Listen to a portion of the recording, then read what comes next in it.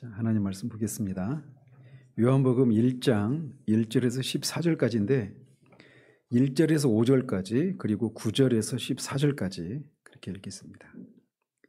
1절에서 5절, 9절에서 14절 같이 읽겠습니다.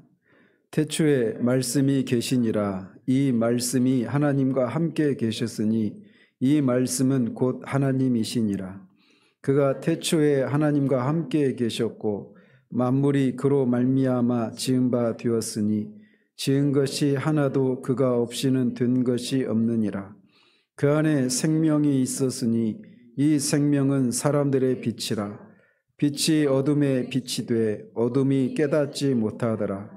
참빛 곧 세상에 와서 각 사람에게 비추는 빛이 있었나니 그가 세상에 계셨음에 세상은 그로 말미암아 지은 바 되었으되 세상이 그를 알지 못하였고 자기 땅에 오매 자기 백성이 영접하지 아니하였으나 영접하는 자 곧 그 이름을 믿는 자들에게는 하나님의 자녀가 되는 권세를 주셨으니 이는 혈통으로나 육정으로나 사람의 뜻으로 나지 아니하고 오직 하나님께로부터 난 자들이니라. 말씀이 육신이 되어 우리 가운데 거하심에 우리가 그의 영광을 보니 아버지의 독생자의 영광이요 은혜와 진리가 충만하더라. 아멘. 저는 이 본문을 다시 읽으면서 괴롭습니다. 왜 그럴까요? 다시 하고 싶어요.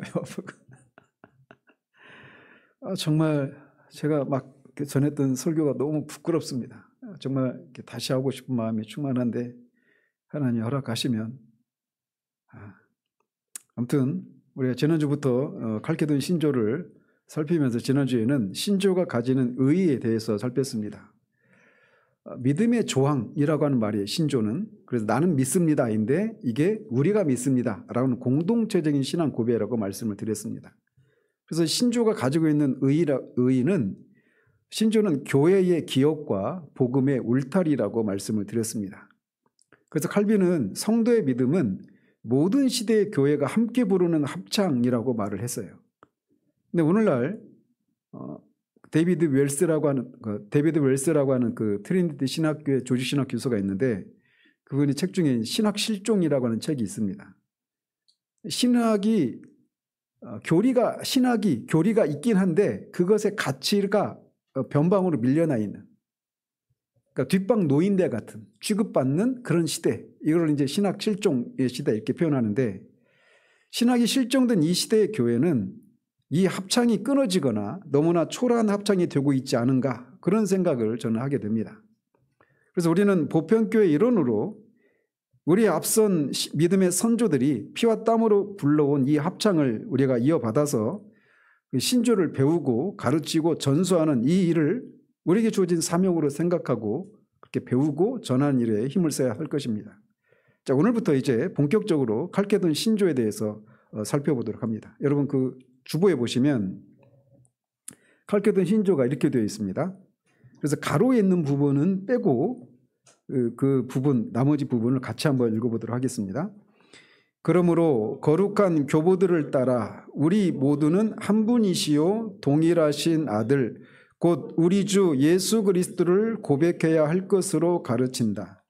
그는 신성에 있어서 동일한 완전한 자이시며 인성에 있어서 동일한 완전한 자이시며 참으로 하나님이시며 참으로 사람이시며 합리적인 영혼과 육체를 가지신 분이시다. 그는 신성에 있어서 아버지와 동일 본질이시며 동일하신 분이 인성에 있어서 우리와 동일 본질이시니 죄 이외에는 모든 점에 있어서 우리와 같으시니라. 신성에 있어서 만세 전에 아버지에게 나시었으며 그 동일하신 분이 이 마지막 날에 우리를 위해서 또 우리의 구원을 위하여 인성에 있어서 동정녀 마리아 곧 하나님을 낳으신 이에게서 나셨다. 우리는 한 분이요 동일하신 그리스도 아들 주 독생자이신 그를 두 본성 안에서 인식한다. 그 두 본성은 혼합 없이 변화 없이 분리 없이 분할 없이 존재한다.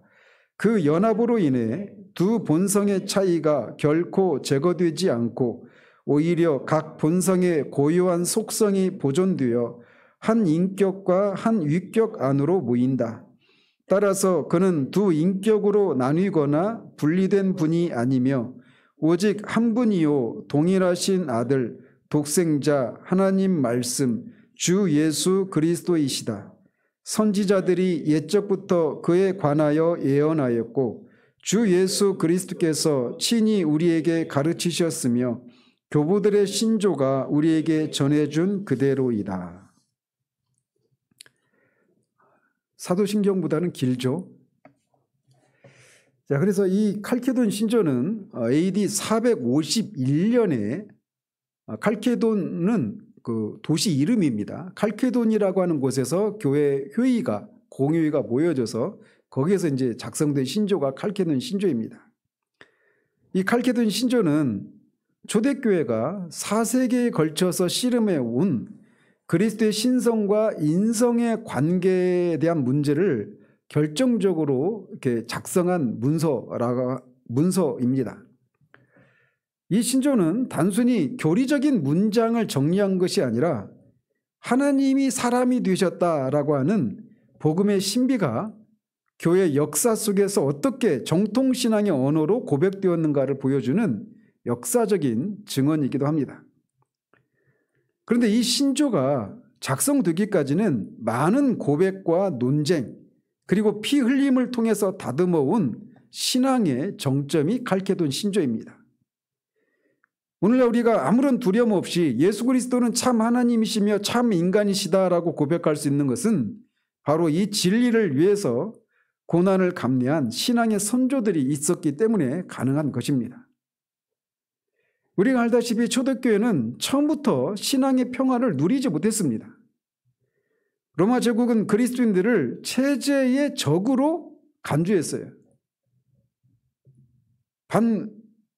윤석열이가 반체제, 반국가단체 이런 얘기 했잖아요. 그렇게 봤단 말이에요. 기독교를. 그래서 수많은 성도들이 검투장과 십자가 위에서 순교를 합니다.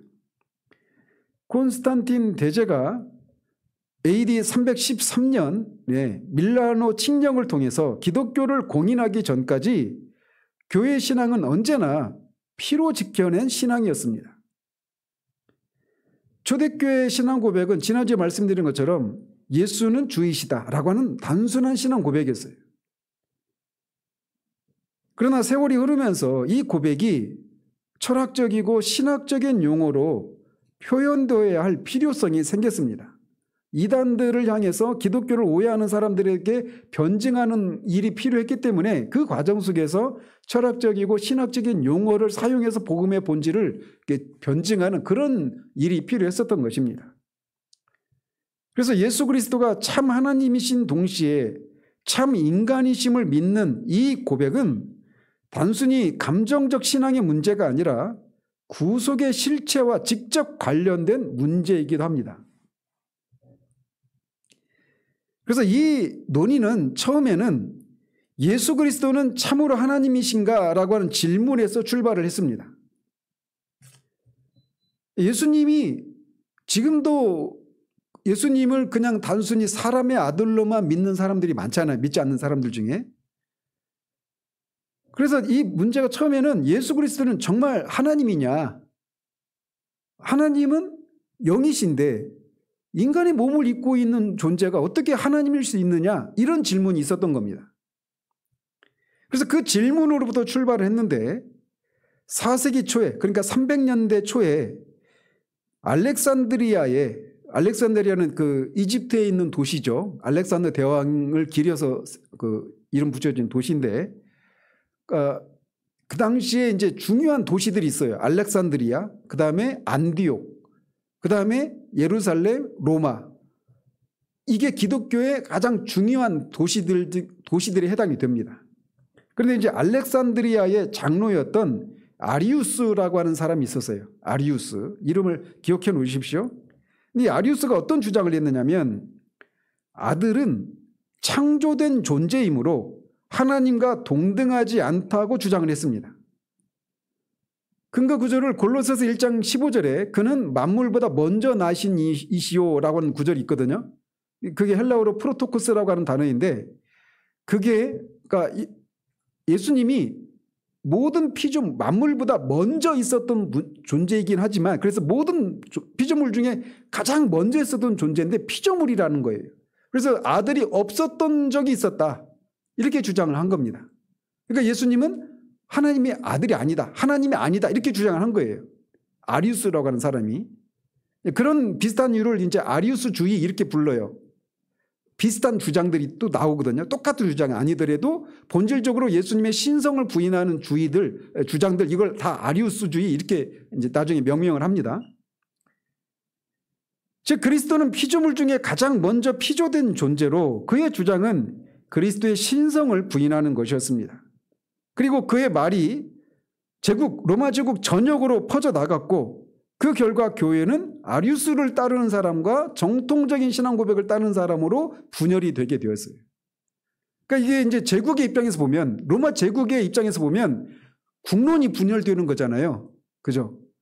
그러니까 이제 이게 국가적인 문제가 되었던 겁니다. 이런 문제가 신앙의 문제가.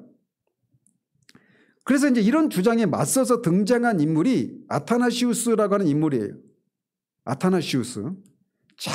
자꾸 들어서 외우십시오.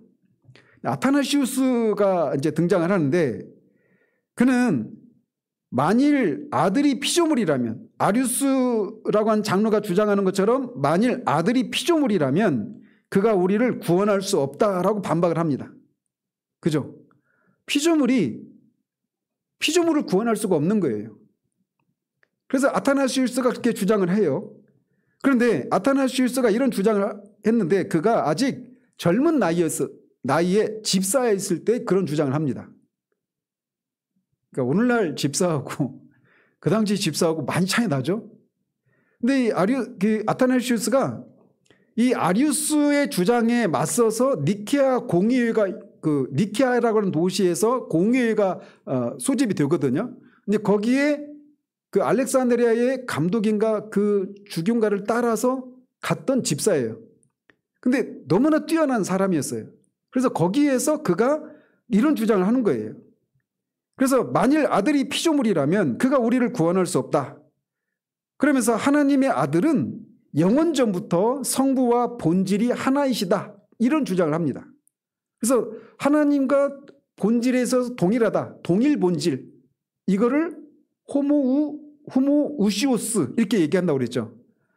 유사 본질은 거기에 이오타 하나가 들어가면 호모이우시오스 이렇게 둔다고 했죠. 그래서 그거를 이오타 논쟁 이렇게 말한다고 그랬죠. 지난주에 일주일 동안 잊어먹었다가 지금 말하니까 기억나죠. 근데 제가 매주 할 겁니다. 한 100번 들으면 이제 안 잊어먹으래요.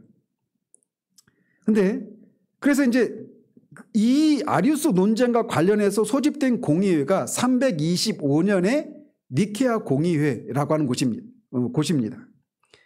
그래서 니케아 공의회에서 이 아타나시우스의 주장을 따라서 아리우스를 정죄했어요. 그 결과 교회는 그리스도의 신성을 확립을 합니다. 그리스도는 하나님이시다. 하나님의 아들이시다. 그렇지만 논쟁이 그걸로 끝나지 않습니다. 아타나시우스는 이후로도 45년을 더 사는데 그 45년의 생애 중에 17년을 5번이나 유배를 당합니다. 이 신앙을 고수하기 위해서. 황제와 제국의 압력에도 불구하고 그는 신조를 굽히지 않았고 단 한 문장 그리스도는 성부와 동질이시다. 호모우시오스라고 하는 이것을 지키기 위해서 유배와 도피와 고독과 배신과 죽음의 위협을 견뎌냅니다. 그래서 교회가 오늘날 니케아 신조를 평안히 낭독할 수 있는 것은 이 한 사람의 피와 인내의 결과였어요. 제가 그 아타나시우스의 삶에 대한 얘기도 한번 했었죠. 로마서 강의할 때. 나중에 아타나시우스 신조가 또 있습니다. 이건 아타나시우스가 작성한 게 아니라 후대의 아타나시우스의 신앙을 반영해서 9세기엔가 작성을 해요. 아타나시우스 신조라고 하는데 어쨌든 아타나시우스에 의해서 니케아 공의회에서 아리우스의 이 하나님의 성자의 신성, 예수님의 신성을 부인하는 교리가 정죄를 당하고 예수님은 성자는 성부와 동일 본질이시다라고 하는 예수님의 신성을 지키는 이런 신조가 작성이 됩니다. 자, 그런데 이제 니케아 공의회 이후에 또 다른 문제가 제기가 됩니다. 그 뭐냐면, 자, 그리스도가 하나님이다. 그리스도가 참 하나님이라면 그분은 동시에 참 인간인가? 라고 하는 문제가 제기가 됩니다. 그래서 교회는 니케아 신조를 통해서 그리스도의 신성을 지켰잖아요.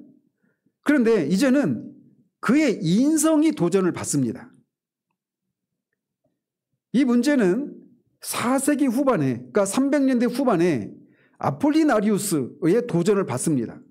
아폴리나리우스, 아리우스, 아타나시우스, 아폴리나리우스. 자, 아폴리나리우스라는 사람이 뭐라고 주장을 했냐면, 그리스도는 인간의 몸은 가지셨지만, 몸은 인간의 몸을 가지셨지만, 인간의 영혼은 인간이 영혼이 아니라 로고스가, 신성한 로고스가 대신했다, 이렇게 주장을 했습니다.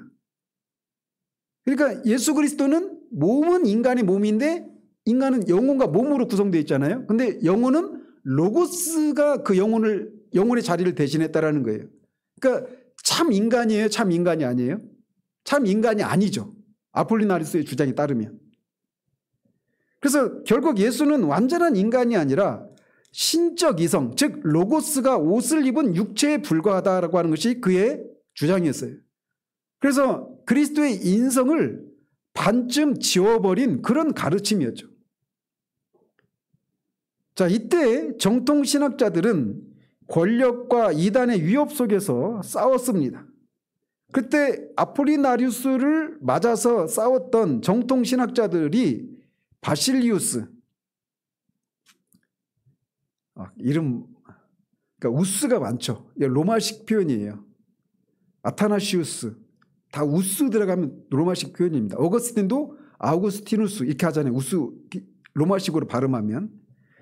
자, 그래서 이제 이때 싸웠던 정통 신학자들이 바실리우스, 그 다음에 유명한 두 명의 그레고리우스가 있습니다. 나지안주스의 그레고리우스하고 니사의 그레고리우스. 아무튼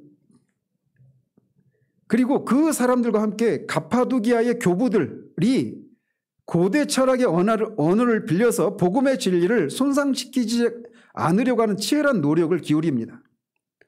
그래서 그들이 주장한 게 뭐냐면, 아폴리나리우스를 반박한 게 뭐냐면, 구원받지 않은 것은 치유되지 않는다라고 하는 신학적인 원리를 내세웁니다. 구원받지 않은 것은 치유되지 않는다. 즉 예수께서 인간의 완전한 인성을 취하지 않으셨다면 우리의 인간성은 구원을 받을 수 없다라는 거예요. 그러니까 아폴리나리우스에 따르면 우리 몸만 구원받겠죠. 우리 영혼은 구원받지 못하는 거예요. 그래서 우리 인간이 구원받으려면 완전한 영혼과 완전한 몸을 가지신 분이셔야 한다는 것이죠. 이거를 구원받지 않은 것은 치유되지 않는다, 이렇게 말을 한 거예요. 그러니까 천사가 우리를 구원할 수가 없는 우리의 구원자가 될 수가 없는 이유가 어떤 이유인지 아시겠죠? 왜 하나님이 인간이 되셔야만 했는가? 인간을 구원하기 위해서는 완전한 인간이 되셔야 하는 거예요. 영혼과 몸이. 이런 주장을 펼친 사람들은 정치적인 불이익과 교회 내부의 모함을 감수하면서도 끝내 AD 381년에 325년 니케아 공의회 한번 있었죠. 그 다음에 381년에 콘스탄티노플 공의회에서 그리스도는 완전한 하나님이시며 완전한 인간이시다는 신앙을 재천명합니다. 그러니까 만들어내는 것이 아니라 성경이 말하는 것을 재천명한 거예요. 그래서 이제 아폴리나리우스에 의해서 그리스도는 하나님이시지만 완전한 인간은 아니다라고 하는 인성에 대해서 반박하면서 그리스도는 완전한 하나님이시면서 완전한 인간이다라고 하는 교리를 천명합니다. 381년 콘스탄티노플 공의회에서. 그래서 그때 나온 신경을 콘스탄티노플 신경 이렇게 불러요. 지역 이름을 따라서. 자, 그 다음에 교회 놀이의 초점이 이제 자, 그러면 그리스도가 참 하나님이고 참 사람이라면 신성과 인성이 어떻게 하나의 인격 안에서 연합을 이루는가? 이 문제가 제기가 됩니다. 그래서 이 문제를 둘러싸고 이제 5세기 초, 그러니까 400년대 초에 콘스탄티노플의 주교였던 네스토리우스라고 하는 사람이 이제 이걸 가지고 문제를 제기합니다. 네스토리우스. 이 네스토리우스의 이 주장을 받아들인 사람들이 경교라고 하는 이름으로 중국으로 들어와요. 그래서 중국을 통해서 그때 우리나라 뭐 신라에도 기독교 문화 이런 게 있죠. 들어본 적 있죠. 그래서 학자들은 이 경교의 그 흐름을 따라서 이렇게 들어온 것이 아닐까 이렇게 생각합니다. 신라. 그러니까 네스토리우스와 갑자기 신라 시대와 연결되니까 좀 멀리 있는 존재 같지는 않죠. 자, 그러면 네스토리우스는 뭘 주장했느냐면 이렇게 시작을 합니다. 마리아를 하나님을 낳은 자라고 부를 수가 없고 그리스도를 낳은 자라고 불러야 한다고 주장을 합니다. 그래서 하나님을 낳은 자, 다른 말로 말하면 하나님의 어머니예요. 마리아를 하나님의 어머니라고 불러야 되느냐 그리스도의 어머니라고 불러야 되느냐 이런 이제 논쟁이 촉발이 됩니다. 네스토리우스에서. 그래서 하나님을 낳은 자는 테오토코스, 그 다음에 그리스도를 낳은 자는 크리스토코스, 그래서 크리스토코스, 테오토코스 이렇게 부릅니다. 마리아를 하나님을 낳은 자로 부르면 안 되고 그리스도를 낳은 자라고 불러야 된다. 이게 네스토리우스의 주장이었어요. 이게 무슨 의미가 있느냐 싶은데 이런 의미가 있어요. 테오토코스는 하나님의 어머니라고 하는 뜻이라고 했잖아요. 테오토코스는 하나님의 어머니라는 뜻인데 이 용어는 마리아가 낳은 아기가 단순한 인간이 아니라 성육신하신 하나님의 아들, 즉 영원하신 제2위 하나님이라는 사실을 강조하는 표현이 그겁니다. 그러니까 마리아가 하나님을 낳았다라는 겁니다. 마리아가 낳은 예수가 하나님이시라는 거예요. 그 용어를 그래서 하나님을 낳은 자라고 하는 의미로 마리아를 하나님을 낳은 자, 테오토코스 이렇게 불러야 된다라고 하는 것이 정통의 입장이었어요. 그런데 네스토리우스는 마리아를 테오토코스라고 부르면 안 된다. 크리스토코스로 불러야 된다. 이렇게 주장한 거예요. 그래서 테오토코스라는 고백은 마리아를 신격화하기 위한 게 아닙니다. 마리아가 낳은 아기가 하나님이냐 아니면 인간이냐 이거를 논하기 위해서 그 마리아를 어떻게 불러야 되느냐 이렇게 된 거예요. 출발이. 근데 나중에 이게 이제 심화돼서 마리아 숭배로 이어집니다. 근데 출발은 그렇게 됐어요. 그래서 테오토코스라는 고백은 마리아를 신격화하려는 것이 아니라 예수 그리스도의 위격의 통일성을 고백하기 위해서 그 용어가 만들어진 거예요. 마리아는 인성을 가진 아기를 낳았지만 그 인성은 잉태된 순간부터 하나님의 아들의 위격과 분리되지 않고 연합되어 있었다라는 겁니다. 그래서 예수 그리스도는 두 본성이 뭐예요? 신성과 인성. 그러니까 하나님이 말씀이 하나님인데 그 하나님이 육신이 되었다고 했잖아요. 그러니까 예수님은 신성과 인성을 가지신 분이에요. 우리는 어때요? 인성만 가지고 있죠. 그런데 예수님은 잉태들부터 신성과 인성이 연합되어 있는 거예요. 따라서 마리아가 낳은 것은 단순한 인간 예수가 아니라 신성을 가진 한 위격이 육신을 입은 하나님의 아들인 겁니다. 그러니까 마리아는 하나님의 아들을 낳은 거예요. 그런 의미에서. 그래서 마리아를 테오토코스다 이렇게 부르는 겁니다. 하나님을 낳은 자, 하나님의 어머니. 그리고 이 고백이야말로 성육신의 신비와 구속의 유효성을 보장하는 용어예요.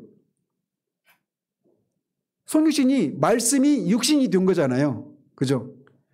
그리고 그분이 참 하나님이시고 참 인간이셔야만 우리의 유일한 구속자가 된단 말이에요.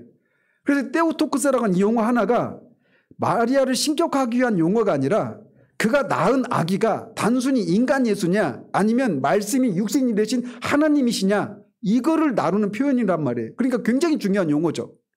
그리고 이 용어야말로 성육신의 신비와 구속의 유효성을 보장하는 말입니다. 이게 정통의 입장인데 그 마리아를 그렇게 부르면 안 된다라고 하는 것이 네스토리우스의 주장이었어요. 누구예요? 네스토리우스. 자꾸 발음하십시오. 그럼 익숙해집니다. 자, 그래서 테오토코스는 그런 의미가 있어요. 근데 이제 크리스토코스, 즉 그리스도의 어머니라고 하는 용어예요. 이 뜻이에요. 크리스토코스, 크리스토코스, 테오토코스, 크리스토코스. 그래서 크리스토코스는 그리스도의 어머니라고 하는 표현인데 마리아가 낳은 아기가 메시아, 그리스도라고 하는 사실을 인정하지만 그리스도의 인성을 강조하고 신성의 직접적인 출산을 회피하려고 하는 의도로 만들어진 용어예요. 네스토리우스는 뭘 주장했느냐면 하나님이 그 아기를 그러니까 하나님인 아기를 낳는 것은 불가능하다 이렇게 주장한 겁니다. 그래서 마리아는 인간 예수를 낳았는데 이 인간 위에 나중에 성육신한 하나님의 말씀이 도덕적 의형적으로 결합했을 뿐이다 이렇게 말을 했어요. 즉 마리아는 신적인 위격을 낳지 않고 위격이라고 할 때는 여러분이 인격으로 이렇게 이해를 해도 무방합니다. 그래서 마리아는 신적인 위격을 낳지 않고 인간적인 위격을 낳았다라고 하는 주장이에요. 네스토리우스의 주장은. 그는 그리스도 안에 그러니까 결국은 어떻게 되느냐면 그리스도 안에 신성과 인성이 분리된 두 개의 위격이 존재한다고 하는 주장인 겁니다. 그래서 네스토리우스 주장은 이위 이성이라고 말을 하는 거예요. 두 개의 위격과 두 개의 본성. 그걸 한자어로 이위 이성 이렇게 불러요. 그래서 이런 주장은 예수 그리스도의 위격의 통일성을 깨뜨리고 그리스도의 행동이나 고난이 신적 가치를 지닐 수 없게 만들어 버립니다. 예를 들어서 십자가에서 고난받으신 분은 하나님이십니까? 인간이십니까? 자, 여러분이 여기서 인간이든 하나님이든 대답하면 벌써 함정에 빠진 거예요. 둘 다도 아니죠. 한 위격 안에 신성과 인성이 연합을 이루고 있단 말이에요. 그러니까 신인이신 분이 죽으신 거예요. 그런데 네스토리우스는 그런 생각을 하게 만드는 겁니다. 하나님은 죽을 수 없잖아요. 그러니까 십자가에 죽은 것은 인간 예수가 죽은 거다. 이렇게 인간 인성과 신성을 분리해버리는 겁니다. 아시겠어요? 근데 예수님이 이 땅에 성육신하셔서 행하신 그 모든 것은 신성과 인성을 한 위격 안에 가지신 분이 하시는 거란 말이에요. 그러니까 그분이 성자 하나님이 죽으셨다. 이 표현이 맞아요? 틀려요? 맞죠. 말씀이 육신이 되신 성자 하나님이 십자가에 죽으신 거예요. 근데 네스토리우스 주장에 따르면 우리도 모르게 여러분이 그런 생각 갖고 있다니까요. 아까 말씀드린 것처럼 질문했을 때 벌써 어떤 답을 해버리잖아요. 질문이 잘못된 게 아니라 여러분이 의도를 가진 질문이면 그걸 출제자의 의도를 잘 파악해서 해야죠. 자, 그래서 십자가에서 고난받으신 분은 인간 예수일 뿐 하나님은 고난받지 않으셨다. 이렇게 되어버리는 거예요. 분리해버리니까. 결국 이것은 구속사역의 유효성을 심각하게 훼손하는 오류로 이어집니다. 무슨 말씀인지 아시겠어요? 그분이 우리의 인성을 따라서 죽으셨죠. 그래서 그 안전한 용어 개념이 뭐냐면 신성을 따라 인성을 따라 그리스도가 죽으셨다. 그리스도가 부활하셨다. 이렇게 말을 하는 거예요. 아시겠죠? 자, 그래서 그 네스토리우스의 주장을 따르면 구속의 유효성이 심각하게 훼손됩니다. 예를 들어서 십자가의 인성을 따라서만, 인성만 하나님은 죽으실 수 없잖아요. 근데 십자가에서 그분이 6시간 동안 하나님으로부터 진노를 받으셨어요. 근데 그 6시간밖에 안 되는 그 하나님부터 버림받고 진노를 받으신 것이 그를 믿는, 오고 오는 모든 세대 믿는 자들의 믿는 사람이 지옥에서 영원히 받아야 될 그 형벌을 6시간 동안 받으신 것이잖아요. 근데 그 수많은 사람들의 영원히 받아야 될 그 형벌을 6시간 동안 어떻게 받아내는 것이 그 효력이 있을까요? 그 모든 사람의, 모든 시대에 그게? 신성이 연합된 채로 받으신 형벌이기 때문에 그런 효력이 있는 거란 말이에요.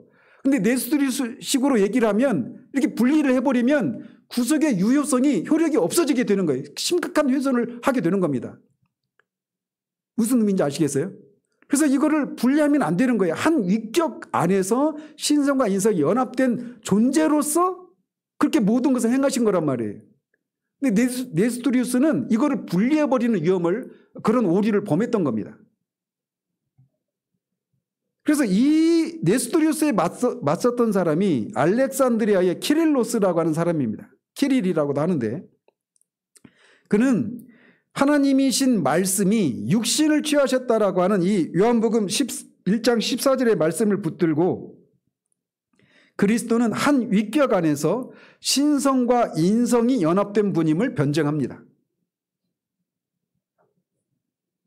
이 개념을, 이 표현들을 잘 익혀두십시오. 그리스도는 한 위격 안에서 신성과 인성이 연합된 분이다. 이게 성경적인 표현인 거예요. 한 위격 안에서 신성과 인성이 연합된 분이다. 아시겠죠?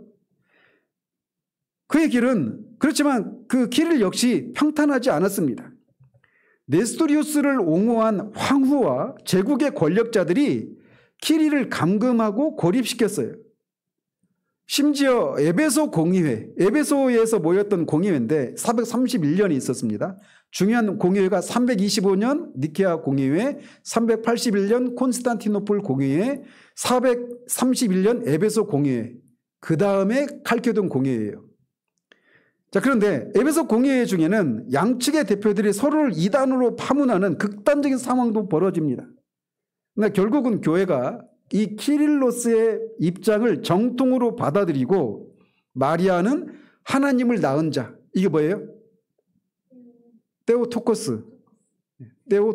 따라해 보세요. 테오토코스.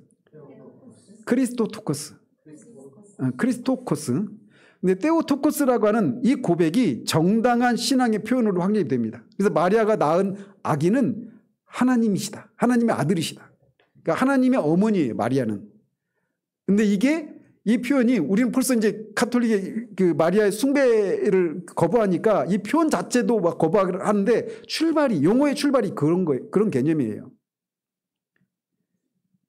자, 그래서 이제 한 위격 안에서 신성과 인성이 연합된 존재다라고 하는 신앙이 재정립이 됩니다. 그런데 이런 키릴로스의 입장도 시간이 지나면서 또 다른 극단으로 오해가 됩니다.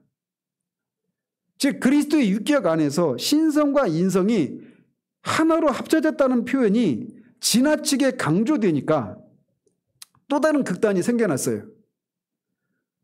그래서 그 사람이 누구냐면 수도사였던 유티케스라고 하는 사람입니다. 유티케스는 성육신 이후에는 인성이 신성에 흡수되어서 하나의 본성만 남았다라고 주장을 했습니다. 이거를 단성론이라고 말을 해요. 신적인 속성만 남았다는 겁니다. 근데 신적인 속성만 남은 것이 아니라 인성이 신성에 혼합되어서 신성도 아니고 인성도 아닌 제3의 이 본성을 가지신 분이 되었다. 그래서 한 위격 안에 한 본성, 신성과 인성이 혼합된. 그래서 칼케돈 신조의 첫 번째가 뭐래요? 혼합 없이라고 하는 표현이 이 유티케스의 이 잘못된 주장을 반박하기 위한 표현이에요. 이 표현 하나하나가 다 그래서 신학적인 의미가 있는 겁니다. 그래서 이 유티케스라고 하는 사람의 이제 나중에 보겠지만 이 유티케스도 유티케스의 이 주장이 어떤 식으로 우리에게 적용이 되느냐면 우리가 그리스도와 연합을 이루어서 그리스도의 신성이 우리가 하나가 되는, 잔류교회 그런 표현을 하잖아요. 우리가 하나님과 하나가 되어서 그러니까 이 합의를 이루는 이런 것들이 나중에 신플라톤주의나 이런 데서도 신적인 합의를 추구하잖아요. 그래서 우리 존재가 하나님 안에서 흡수되어 버려서 우리가 사라지는, 여기 이런 생각에서 이어져서 그런 데까지 이어지는 겁니다. 근데 우리는 어때요? 여전히 자, 신성과 인성이 혼합되지 않아요. 그렇다고 서로 분리되지도 않습니다. 분할되지도 않고 변화되지도 않고 연합을 이루고 있는 거예요. 그런 것처럼 우리가 고린도전서 15장 28절에서 하나님이 만유의 주로서 만유 가운데 거하려 하심이라 라고 하는 말씀에서 있는 것처럼 하나님이 마지막에는 우리가 새하늘과 새 땅에서 새 예루살렘이 이 땅에 내려오고 하나님이 우리와 함께 영원히 거하시잖아요.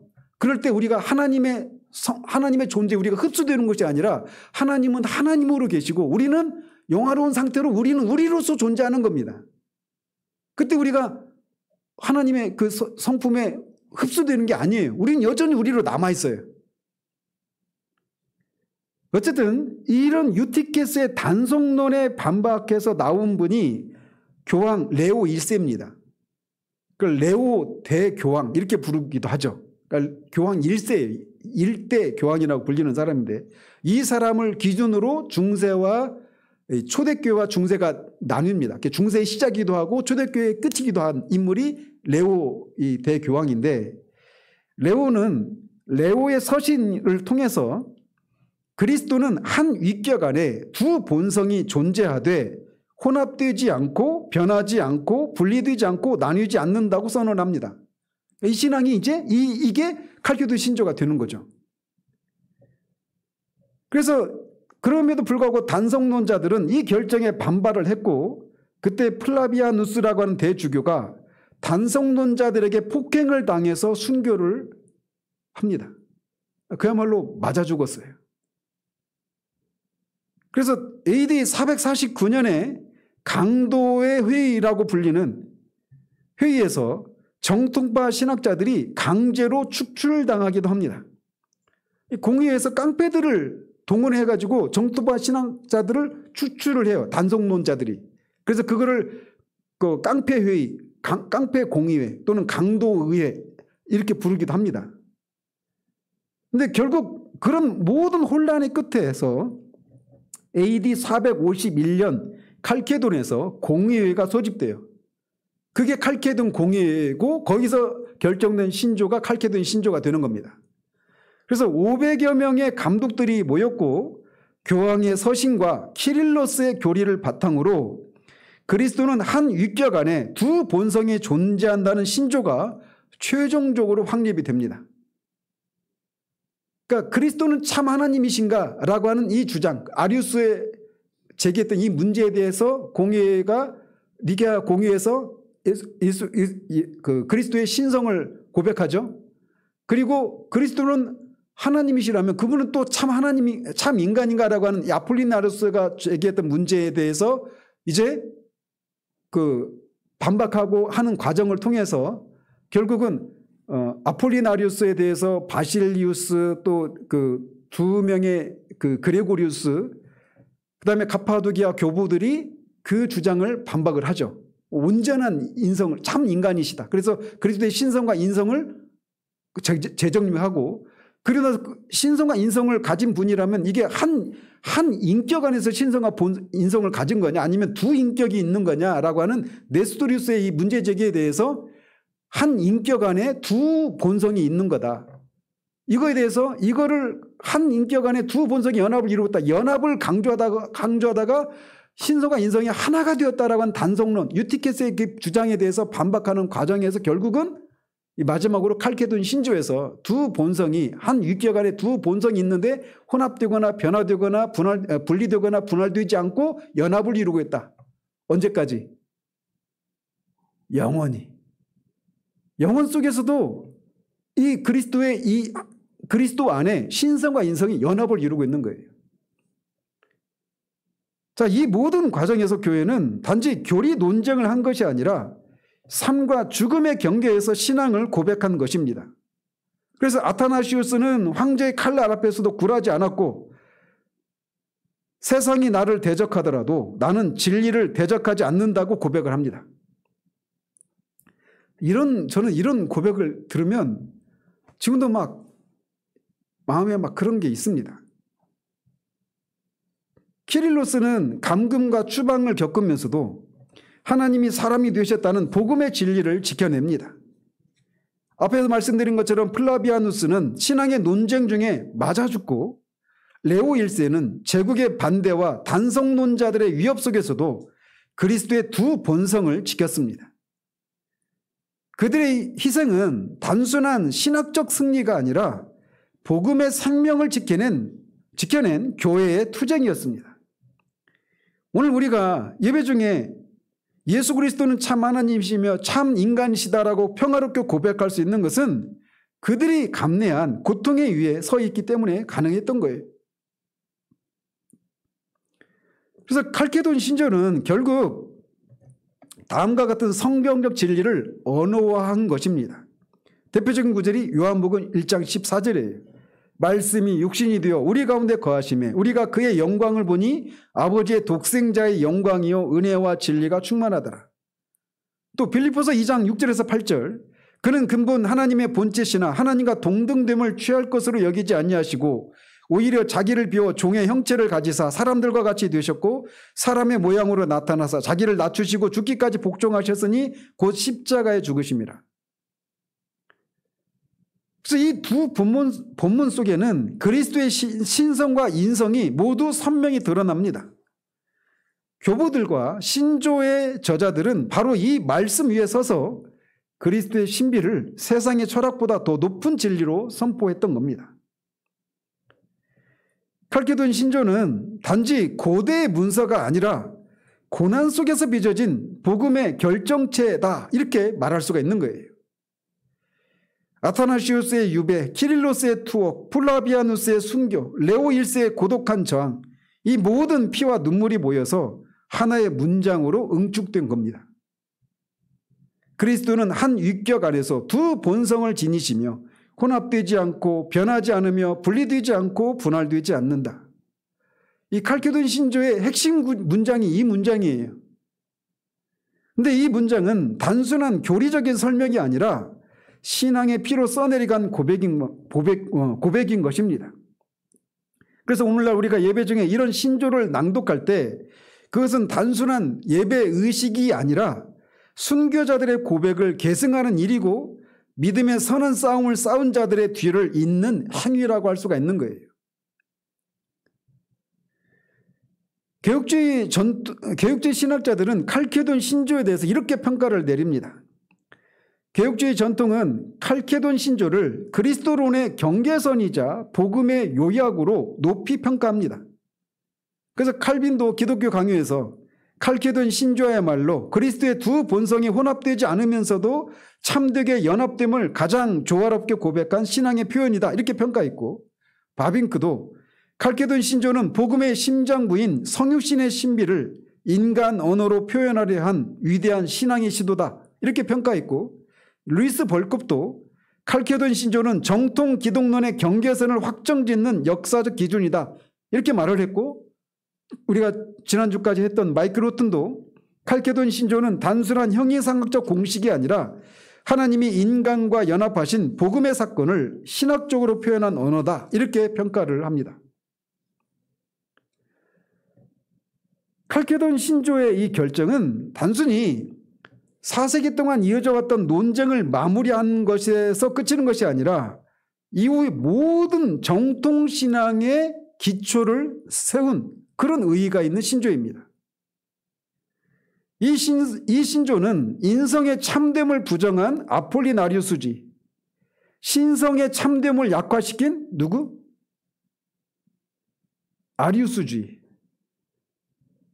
그 다음에 연합의 신비를 훼손한 네스토리우스, 그 다음에 인성과 신성을 혼합한 유티케스의 단성론을 모두 거부합니다. 다시 말씀드릴게요.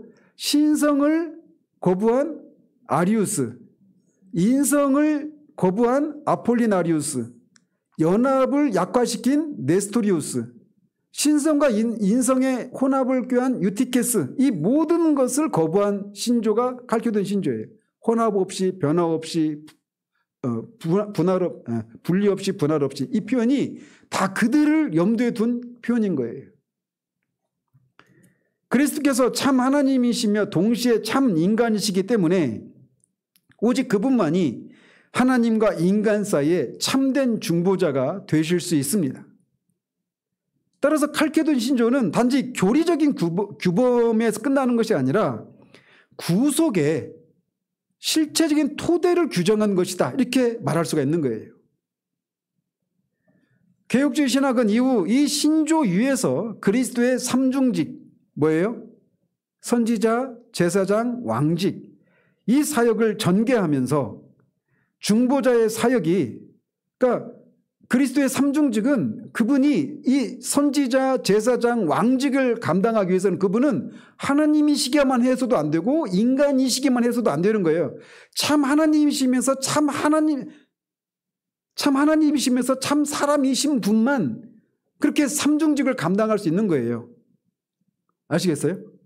그래서 개혁주의 신학은 이 칼케돈 신조, 그리스도는 한 위격 안에서 참 하나님이시면서 참 사람으로서 그 두 본성이 연합을 이루고 있는 이런 분으로서 선지자로서 제사장으로서 왕직을 수행하시는 걸 통해서 구속을 완성하신 거예요. 그래서 우리의 구속이 완전하고 안전한 것은 그리스도가 이렇게 한 위격 안에 신성과 인성이 연합을 이루고 있는 그런 분이시기 때문에 가능한 것이었던 겁니다. 그래서 칼케돈 신조는 구속의 실질적인 토대를 쌓은 신조다, 이렇게 말할 수 있는 거예요.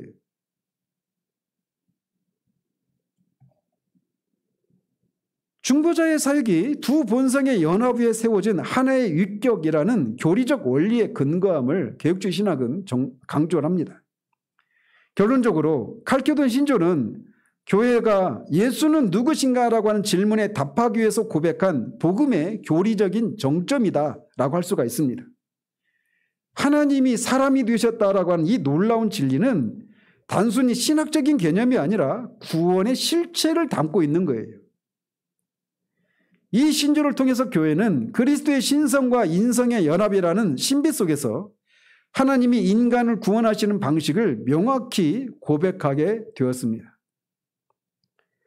칼케돈은 단지 과거의 교회 회의가 아니라 오늘날에도 여전히 그리스도가 누구신가에 대한 신앙의 경계선을 세우는 기준입니다. 그래서 요한복음을 제가 강의하면서도 김학철 교수 같은 사람들이 예수님의 신성을 부인하는 이런 사람들이 지금도 활기를 찌고 있지 않습니까? 그래서 칼케돈 신조는 그냥 먼 과거의 얘기가 아니란 말이에요. 오늘날도 여전히 그리스도가 어떤 분인가, 예수님이 어떤 분이신가, 그분은 하나님이신가, 인간이신가, 이 논쟁이 여전히 지금도 우리가 이 신조를 붙들어야 될 이유가 바로 여기 있는 거예요. 여전히 그런 사람들이 있으니까.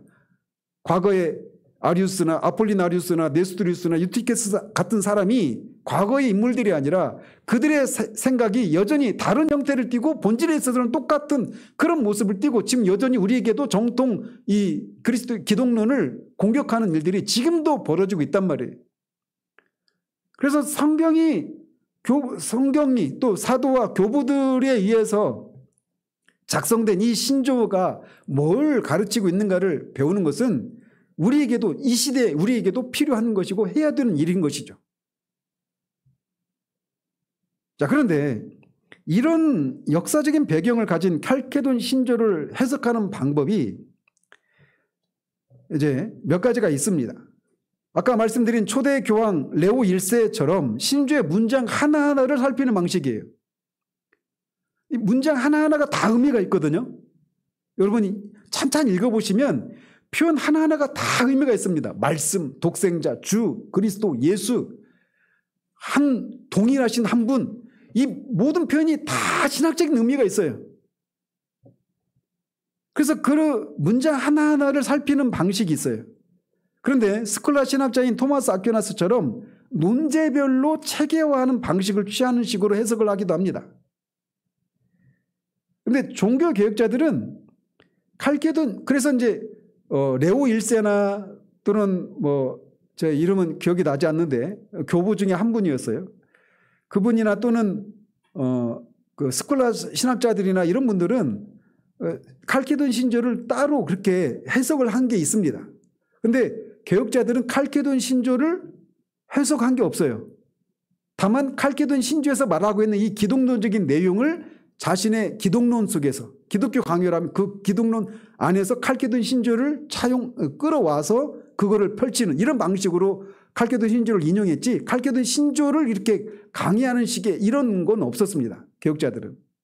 그래서 이제 저희 지금 하는 작업도 없는 걸 지금 제가 새로 만들어서 하는 거예요. 지금 그래서.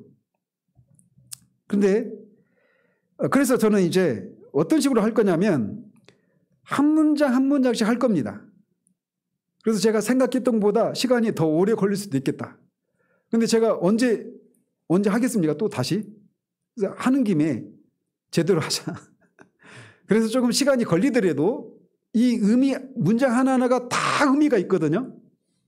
그래서 그 하나하나를 해석하면서 그 문장이 반박하는 이단적인 오류와 긍정적으로 진술하는 그리스도 기독론의 핵심 진리를 함께 해석하는 이런 방식으로 진행할 겁니다. 그래서 그 문장의 역사적인 배경과 함께 이것이 신학적으로 어떤 의미가 있는지를 해석하고 이거를 오늘날의 신앙에 어떻게 적용할 수 있는지 이런 방식으로 할 겁니다. 그래서 이런 사단 구조, 문장, 역사적 배경, 신학적 의미, 오늘의 적용이라고 하는 이 사단 구조의 방식을 취하면서 개혁자들의 견해를 인용하는 방식으로 칼케돈 신조를 해석하려고 합니다. 그래서 오늘은 첫 문장만 할 거예요. 여러분이 벌써 겁을 먹네요. 자, 첫 문장 한번 읽어보십시다. 첫 문장. 시작. 그러므로 거룩한 교보들을 따라 우리 모두는 한 분이시요 동일하신 아들 곧 우리 주 예수 그리스도를 고백해야 할 것으로 가르친다. 자, 이 문장에서 우리가 살펴볼 표현은 이렇습니다. 한 분이며 동일하신 아들, 우리 주 예수 그리스도. 이 표현이 각각 뭘 의미하는지. 그래서 칼케돈 신조는 한 분이요 동일하신이라고 한 이 표현이 여러 번 나옵니다. 이 반복적인 표현을 통해서 그리스도는 두 본성이 있으시지만 한 위격 안에 존재한다라고 하는 것을 명시합니다. 한 분이요 동일하신. 그러니까 다른 말로 하면 한 위격이신 분이 이런 말이에요. 레오 대교황은 하나이신 아들을 시인하는 것은 두 아들이나 두 위격을 부정하는 것이다 라고 했습니다. 이것은 결국 네스토리우스, 두 위격을 주장했잖아요. 네스토리우스는. 이걸 반박하는 겁니다. 그래서 한 분이시오 동일하신 이 표현은 네스토리우스의 이 주장을 반박하는 표현이에요. 그런 그리스도의 신성과 인성이 각각 독립된 인격처럼 작용한다고 네스토리우스가 주장했다고 말씀드렸잖아요. 그런데 한 분이며 동일하신 아들이라고 하는 반복적인 표현을 통해서 그리스도는 한 인격 안에 두 본성이 있으신 분임을 천명하고 있는 겁니다. 한 분이요 동일하신 분. 이게 그걸 가리키는 거예요.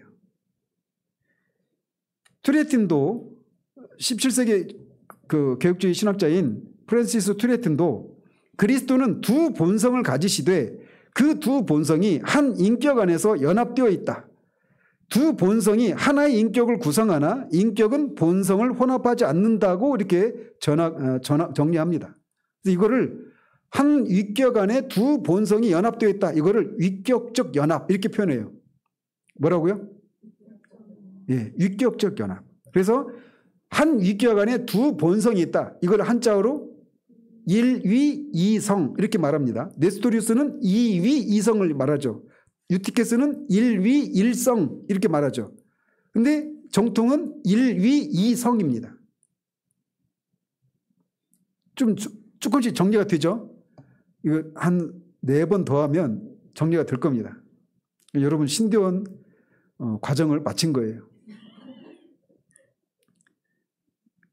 저 신대원 때 이거 선택 과목이었어요. 교리사 때 선택 과목을 통해서 배운 겁니다. 필수 과목이 아니고. 안 배운 사람들이 훨씬 많아요. 그 얘기는.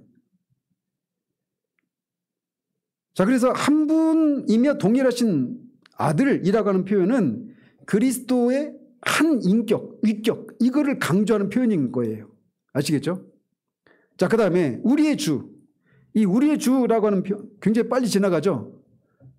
네. 제가 할 수 있다니까요. 한 문장은. 이 우리의 주라고 하는 표현은 로마서 10장 9절에 네가 만일 네 입으로 예수를 주로 시인하며 또 하나님께서 그를 죽은 자 가운데서 살리신 것을 네 마음에 믿으면 구원을 받으리라 라고 말합니다. 그러니까 예수를 주로 고백하는 거. 여러분이 정말 예수님을 여러분의 유일한 주라고 고백한다면, 그리고 그분이 하나님께서 그를 죽은 자 가운데서 살리신 것을 여러분이 정말 마음으로 믿는다면 여러분은 구원받은 사람이에요. 아시겠어요? 성령이 아니고서는 예수를 주라 고백할 수 없다고 말하잖아요. 정말 여러분이 마음으로 예수님이 하나님께서 그를 죽은 자 가운데 살리신 것을 믿으시고 예수님이 정말 주라고 하는 것을 믿는다면 여러분은 구원받은 사람인 거예요. 그 믿음이 흔들리면 이제 여러분은 길을 잃어버리는 겁니다. 이게 토대이고 이 출발선인데 이게 없으면 그 다음에 어떤 신앙의 집을 지을 수가 없는 거예요. 근데 우리 주라고 하는 표현은 그 말씀을 근거로 얘기를 하는 겁니다. 그래서 이제 주가 헬라어로 퀴리오스라는 단어인데 이거는 구약의 야훼를 헬라어로 번역한 단어가 퀴리오스예요. 그러니까 우리의 주라고 하는 것은 예수님이 단순한 스승이나 왕이 아니라 하나님 자신이 인간 가운데 임하셨다라고 하는 신적인 선언인 거예요. 예수님이 하나님이시다라는 선언인 겁니다. 우리의 주라고 하는 표현이 그래요. 예수님은 하나님이십니다. 그래서 칼빈은 주라고 하는 호칭이 그리스도의 위격적 통일성과 신적 주권을 동시에 드러낸다고 말합니다. 무슨 말씀인지 아시겠어요? 예수님이 신성을 따라서만 주가 아니라 예수님 자체가 한 인격, 한 분이시며 동일하신 분이신 한 위격을 가지신 그분, 예수 그리스도 그분이 주님이라는 거예요. 그래서 우리의 주라고 하는 이 표현이, 주라고 하는 표현이 예수님의 위격적 통일성을 말하는 표현이기도 하면서 동시에 그분의 신적인 주권을 표현하는 말이라는 겁니다.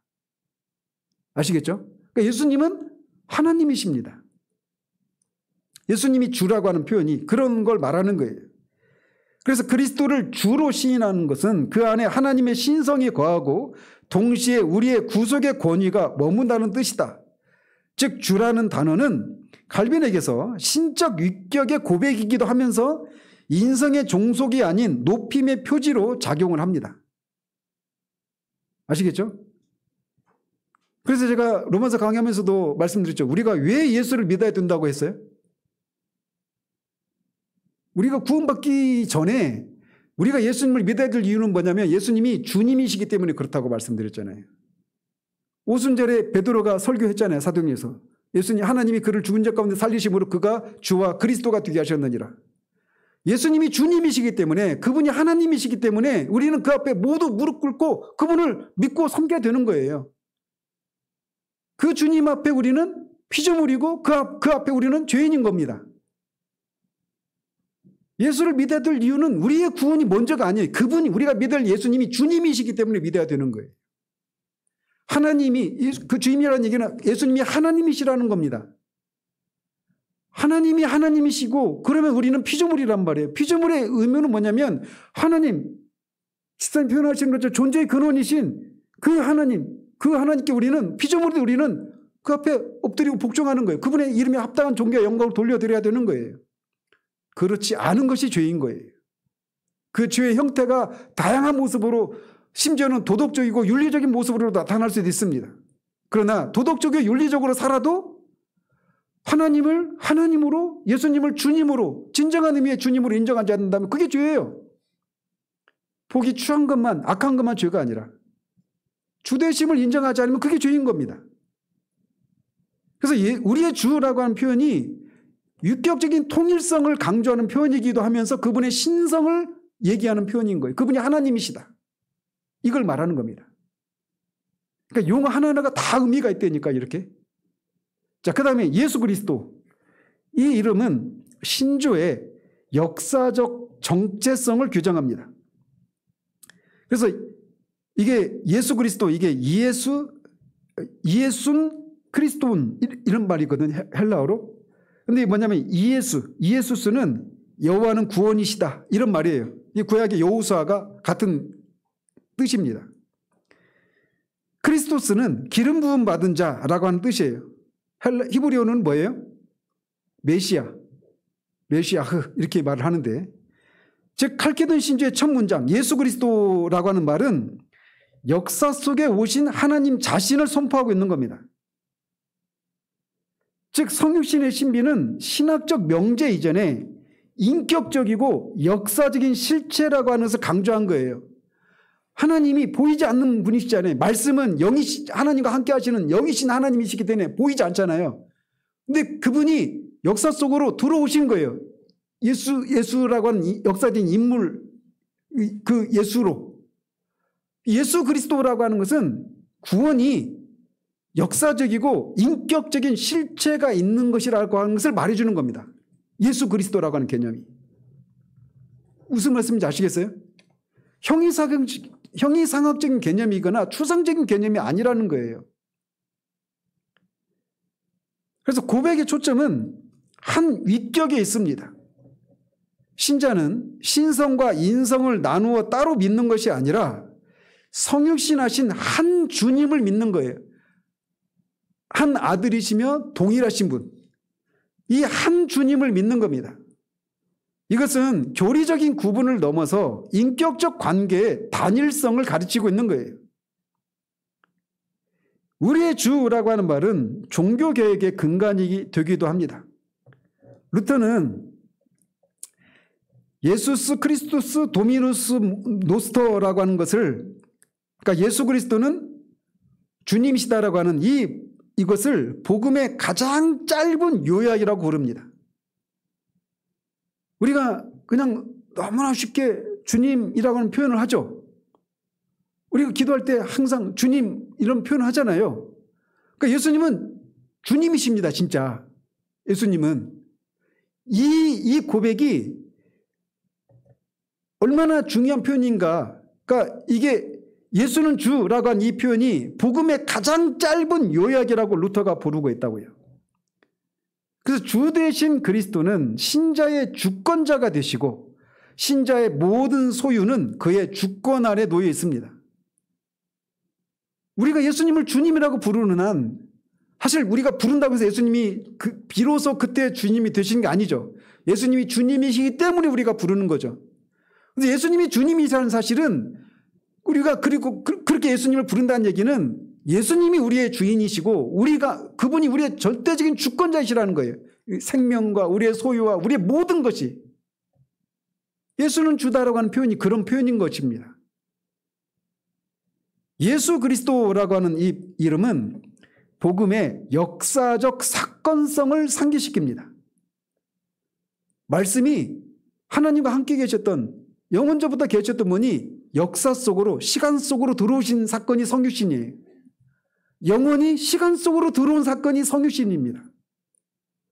영이신 분이 사람의 몸을 입고 오셨어요. 그래서 보고 만지고 느낄 수 있는 그런 분으로 오신 겁니다.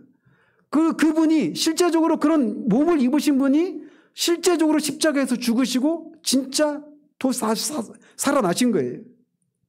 그래서 신조는 추상적인 철학이 아니라 역사 속에 오신 하나님이 누구신가를 말해주고 있는 겁니다. 그래서 예수 그리스도가 바로 그걸 말해주는 거예요. 복음은 역사적인 사건을 기반으로 한 것입니다. 보이지 않는 하나님이 보이는 몸을 입고 인간으로 오신 거예요. 그분이 진짜 죽으셨고 진짜 살아나신 거예요. 그래서 신학은 구체적인 인물과 구체적인 사건의 기억 속에 사실의 토대 위에 세워진 것입니다. 예수 그리스도가 그걸 역사성, 구체성 이거를 말해주는 거예요. 예수 그리스도라고 하는 표현이. 그래서 한 분이며 동일하신 아들 곧 우리 주 예수 그리스도를 시인한다라고 하는 말은 위격의 단일성, 한 위격의 통일성, 위격의 연합 이렇게 말을 했죠. 같은 개념입니다. 위격의 단일성과 신적 주권 그리고 역사적 실제를 함께 고백하는 신앙의 첫 문장입니다. 이 짧은 문장에 이렇게 많은 내용이 들어있다니까요. 이것도 제가 시간이 쫓겨서 지금 막 요약의 형식으로 전하고 있을 뿐이에요. 그런데 이게 무너지면 그리스도는 단지 하나님 비슷한 인간 혹은 신성화된 인간으로 전락합니다. 칼케도는 바로 이 첫 문장으로 교회 신앙의 방향을 정립을 한 거예요. 자, 이게 어떻게 적용할 수 있느냐? 그리스도는 부분적 도움자가 아니라 전적인 주권자라는 겁니다. 예수는 주다라고 하는 표현이 한 분이며 동일하신 아들이라고 하는 말은 예수님이 단순히 하나님과 인간 사이의 중간자나 우리가 필요할 때 도움을 주는 영적 도우미가 아니라 전인격적 주권자, 즉 내 인생 전체의 주가 되심을 의미하는 겁니다. 그러므로 신자의 삶에서 만약에 이런 현상이 일어난다면 칼케돈 신조와 충돌을 하고 있는 거예요. 뭐냐면 예수님을 믿지만 결정권은 여전히 내가 쥐고 있는 거. 영적인 문제는 주님께 맡기지만 삶의 방향이나 재정이나 관계나 직업 선택은 스스로 주권을 행사하는 거. 이거는 예수님이 주라고 하는 것을 주라고 하는 고백과 충돌을 일으키고 있는 거예요. 그리스도를 주로 부르지만 실제로는 내 의지가 주인처럼 작동하는 것. 이런 것들은 이 칼케돈의 첫 문장이 이런 것들을 허락하지 않습니다. 주님은 우리의 삶을 윤택하기 위한 삶의 부속품이 아니라 중심이시기 때문에 그래요. 신앙의 초점은 그리스도의 두 본성이 아니라 한 위격입니다. 실제 교회 현장에서도 이런 문제들이 자주 발생해요. 그래서 이런 겁니다. 예수님을 하나님으로만 인식해서 멀게 느끼는 성도가 있어요. 또 예수님을 사람으로만 인식해서 그분은 어떤 도덕적인 모범으로 삼고 따르려고 한 이런 모습도 있습니다. 예수님의 행위를 신성의 기적 혹은 인간적 사랑으로 쪼개서 보는 관점, 이런 것도 분리해서 보는 거예요. 네스토리우스적인 이런 시각을 갖고 있다는 것을 반영하는 겁니다. 그러나 칼케돈 신조의 첫 문장은 말합니다. 예수님의 행위는 신성과 인성이 아닌 한 인격, 즉 성자 하나님이 하신 것이다. 즉 눈물을 흘리실 때도 예수님이 흘리시고 하나님은 안 흘리시고 이게 아니라는 말이에요. 눈물을 흘리실 때도 성자 하나님이 오신 것이고 십자가에서 죽으실 때도 성자 하나님이 죽으신 것이고 부활하실 때도 성자 하나님이 일어나신 것입니다. 신자는 분열된 예수가 아니라 분할된 예수가 아니라 하나의 주체적 인격으로 오신 예수 앞에 서 있는 거예요. 이런 설명을 하니까 이 칼케돈 신조 왜 그런 고백이 중요했는지 아시겠죠? 예수님이 역사 속에 오셨다는 사실은 신앙을 허공이 아닌 현실에 세웁니다. 칼케돈 첫 문장은 역사적 실존을 확인해줘요. 예수님은 신화적인 존재가 아닙니다. 죄는 없으시지만 우리와 똑같은 인성을 가지신 분이에요. 상징적이고 추상적인 개념이 아닙니다. 기독교적 이상을 형상화한 인물도 아닙니다. 그분은 실제로 걸으셨고 피곤해하셨고 우셨고 죽으셨고 부활하셨습니다. 이것은 뭘 의미하느냐면 신앙은 관념이 아니라 사실이라는 겁니다.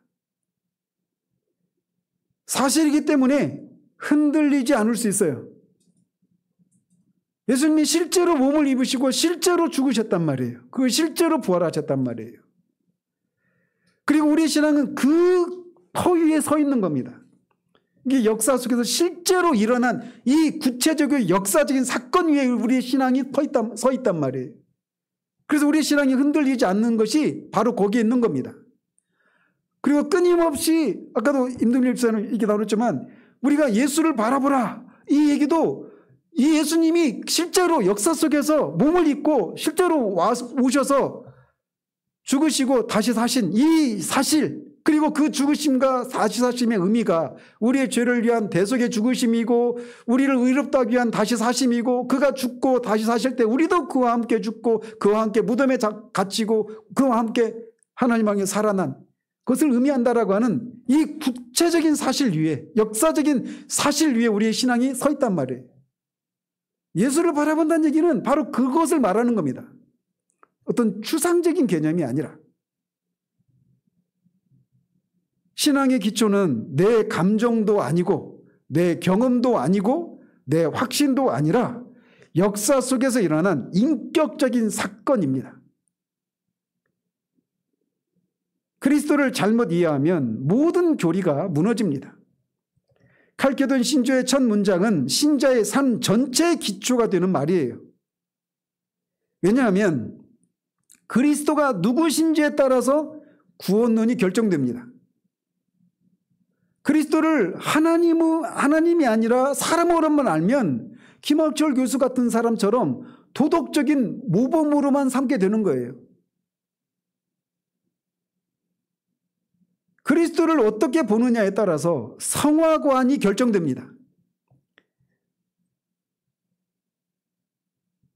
나중에 다 연결해서 말씀드리겠지만 자력구원인지 아니면 은혜의 연합인지 이것이 결정되는 거예요.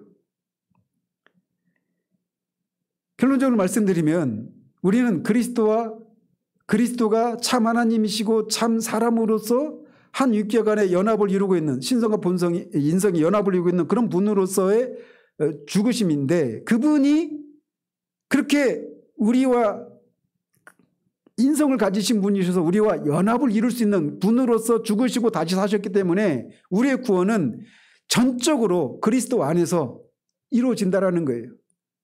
우리의 칭의도 성화도 거듭남도 영화롭게 되는 것, 이 모든 것이 그리스도 안에서 이루어지는 거예요.